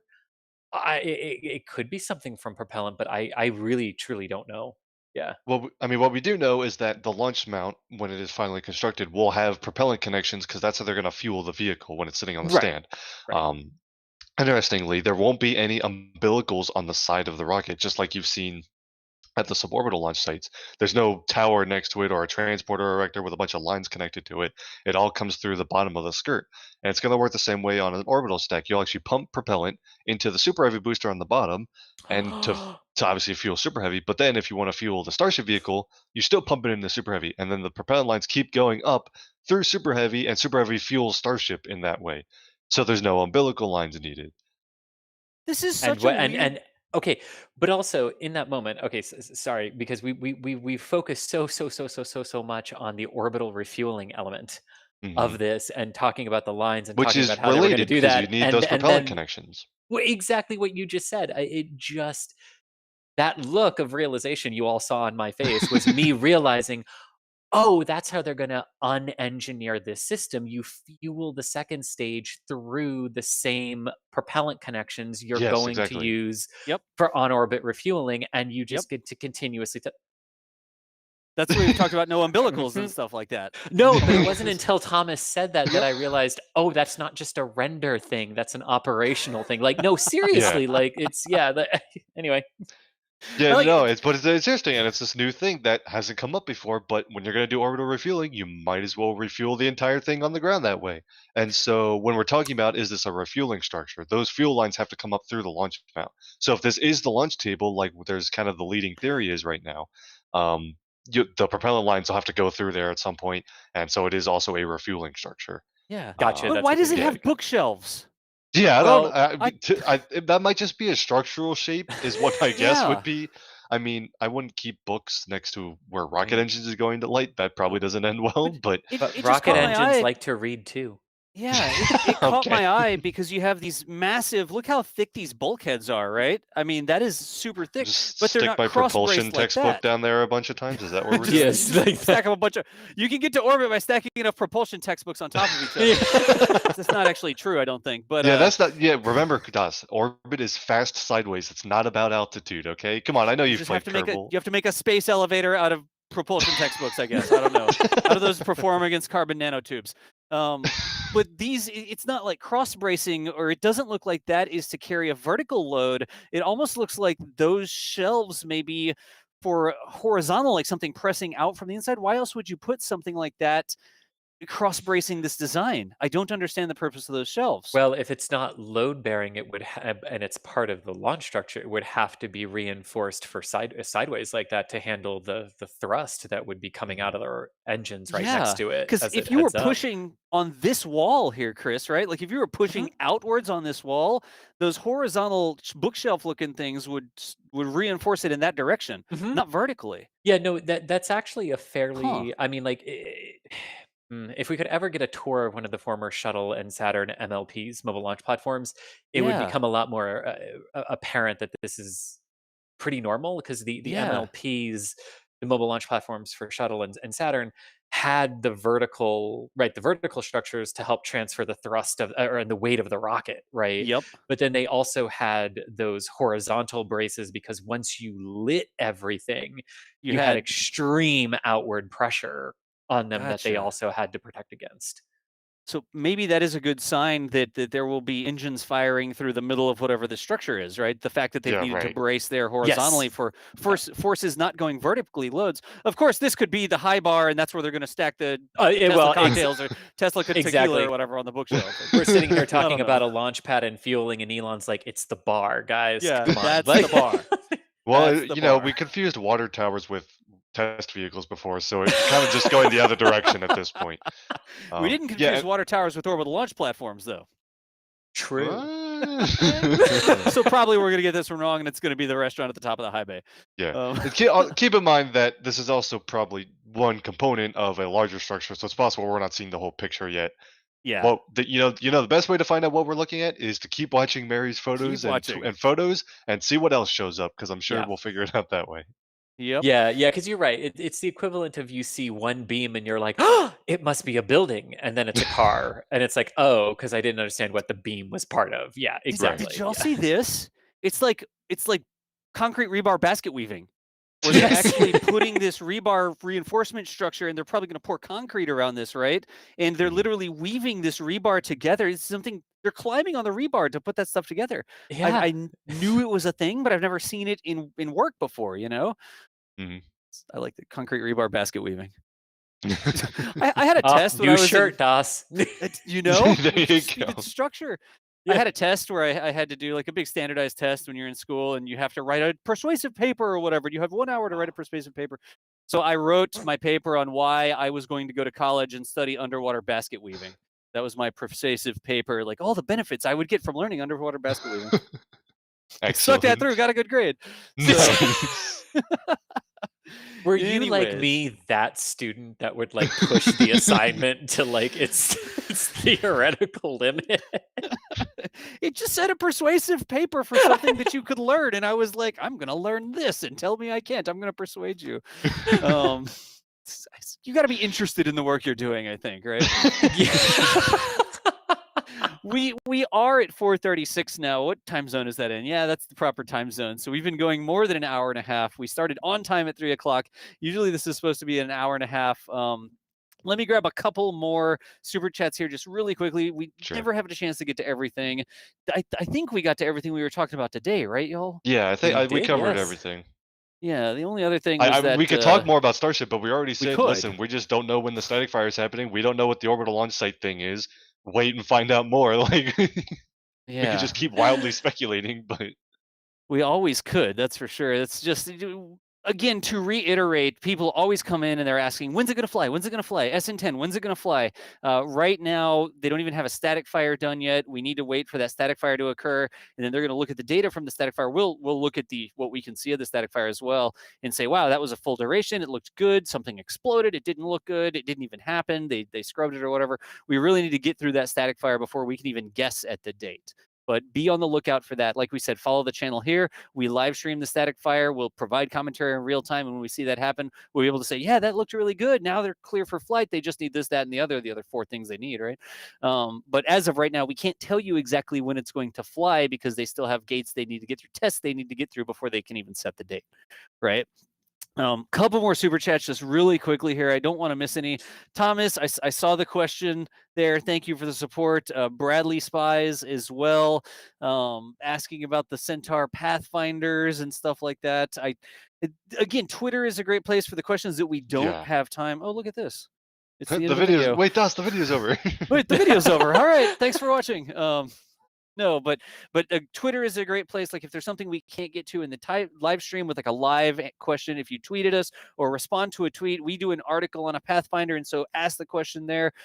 Chris is always reading Twitter. Thomas is reading Twitter. That's another great way to get questions answered because we never have time to get to everything. We appreciate you, Bradley. Russian Gator as well. Thank you. Juliet. Thank you for the support. Gone to Texas. Appreciate that as well. Dan Hornbeck, Kazmasters, like across the board. Thank you all so much for the supports there, right? Thank you so much for all the support.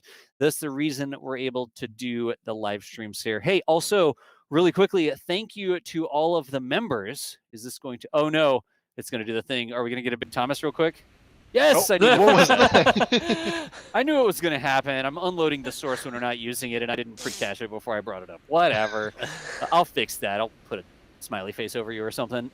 Thanks to all the members. We used to read this list out, and it's gotten so long. These are just the top 2 levels of our members. And again, this is part of the support that allows us to do all of these live streams, whether it's rocket launches, Starship coverage, something's going on, and we're just here doing live Q&A for people that want to be excited or understand what's going on, or this NSF Lives that we do every week, our weekly live show where we just talk about all sorts of different topics. Thank y'all so much for the support here so we can keep doing these things. So I do believe, Chris or Thomas, unless I've missed something massively here, that is going to bring us to the end of NASA Spaceflight Live for this week, right? It does indeed. Theoretically, our next live stream is tomorrow night for Starlink. The 20th mission, if you go by total number, the whatever. It's it's the Starlink going from pad 40, which they just static fired earlier today. That's how I'm going to refer to it. And also 20 minutes after that, don't miss the Progress launch to the International Space Station from Baikonur. And Antares was a wonderful thing to flash across the screen because exactly 1 week from today, Antares' next flight to the International Space Station with the SS Katherine Johnson is also scheduled to launch. So busy. There's another upcoming green run week. coming up too. I don't know if there's another. I think green the week run. after that, right? Yeah. Yeah, green run is the week after that, but there's also potentially Starship flights, another Starlink in the middle of the week. Virgin Galactic is it's delayed to TBD, so we're waiting on that. But that'll happen eventually. Yeah. Exactly. We'll be busy. Don't worry. Yes. So, long story short, we've got all sorts of live streams, y'all. We've got launches Thursday, coming up. Perseverance lands. Thursday is Perseverance. Starlink's launching, testing at Boca Chica. I mean, heck, I've got this live from my garage right now. This is actually where I build the robots, and this is even a current live stream. I can control one of the robotic cameras I'm putting together in the garage. See, yeah, always busy out there doing robotic. Oops, my address better not be on my bench somewhere. Anyways, I don't think it is. Anyways, folks, thank you so much for all of the support that allows us to be doing all the different types of coverage, whether it's the daily videos we do here on the channel, the live streams covering launches and Boca Chica and just everything across the board, the articles that get written. Chris and Thomas both spend an awful lot of time doing articles for people that want to read about what's going on. Maybe that's a more efficient way to get the information than listening to me talk for 2 hours straight, right? But there's a ton of work that goes into the articles, the websites, the forums, just across the board. Everything that we're able to do because you all keep showing up. So however you support us, whether you're buying WinHop merch from the merch store or whatever, we appreciate you all making it so that we can keep these things going. But that is going to be the end of NASA Spaceflight Live for today. Again, on the stream, we've got Chris Gebhardt over here. Chris, thank you so much for the time. My pleasure. Excellent. And then Thomas Burghardt as well. Thank you, Thomas, for going 12 minutes over right now. Always a good time. Happy to be here. All right, y'all. Chris and Thomas. Chris, assistant managing editor at Christy_NSF on Twitter. Thomas, TG Mets fan 98 on 98, right? On Twitter. Yep. Yeah, that was displaying up. Mods are putting links into chat. You can click on and follow people. I'm John Galloway for NASA Spaceflight. I'm K-Space Academy on Twitter. But for now, we are going to be going ahead and signing off, and we will look for y'all tomorrow for a live stream of the launch for Starlink. Follow the channel right here. Turn on the notifications if you're interested in catching that, and we will see you nerds later. Thanks again for everything y'all do so we can make this possible.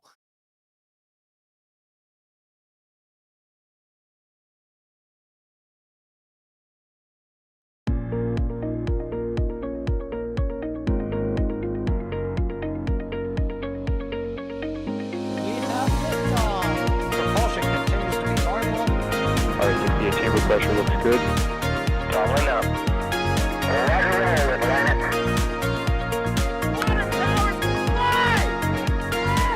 Flight downside of speed off. Yikes. You bet. Concur. We don't need any more of these.